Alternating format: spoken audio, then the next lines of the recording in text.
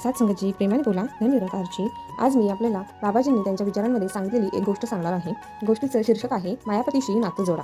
दोन मित्र होते, त्यातील एक होता आध्यात्मिक विचारांचा तर दुसरा सांसारिक प्रवृत्तीचा होता।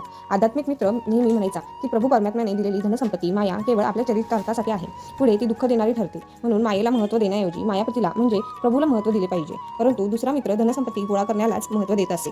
मध्ये अनेक दिवस निघून गेले, दोघेही म्हातारे झाले। सांसारिक मित्राने आपल्या हयातीत भरपूर धनसंपत्ती जमा केली होती, त्यासाठी कधी कधी लबाडी देखील केली होती। मुलांच्या लग्नानंतर संपत्तीची वाटणीही करून टाकली। मुलांची लग्न झाली, सुना घरी आल्या, सुरुवातीचे दिवस चांगले गेले। मुलांनी सुनांनी त्या वृद्ध व्यक्तीची खूप सेवा केली।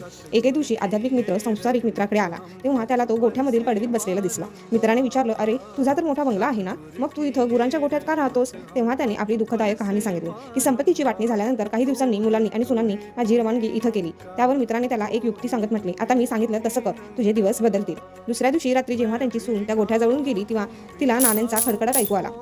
तिने कानोसा घेतला, तेव्हा तिच्या लक्षात आलं की आपले सासरे नाणी मोजून हंड्यात ठेवत आहेत, त्याचाच खडखडाट ऐकू येत आहे। याचा अर्थ सासऱ्यांकडे अजूनही बरंच धन शिल्लक आहे। ही गोष्ट तिने आपल्या पतीला सांगितली। सुरुवातीला त्याचा विश्वास बसला नाही, पण रात्री त्यानेही कान देऊन ऐकलं, तेव्हा वडील एक एक नाणे हंड्यात टाकत असल्याचा आवाज ऐकू आला। हळूहळू त्यांचे शब्द देखील ऐकू येत होते, 1000, 2000, 3000 इत्यादी। आता त्यांच्या लक्षात आलं की वडिलांकडे अजूनही खूप संपत्ती आहे, ती आपल्याला मिळवायची असेल तर त्यांच्याशी गोडगोड बोललं पाहिजे। दुसऱ्या दिवशी सून आपल्या सासऱ्यासमोर तिच्या पतीला सांगू लागली, मी तर तुम्हाला कधीपासून सांगते बाबांची व्यवस्था चांगल्या खोलीमध्ये करा म्हणून।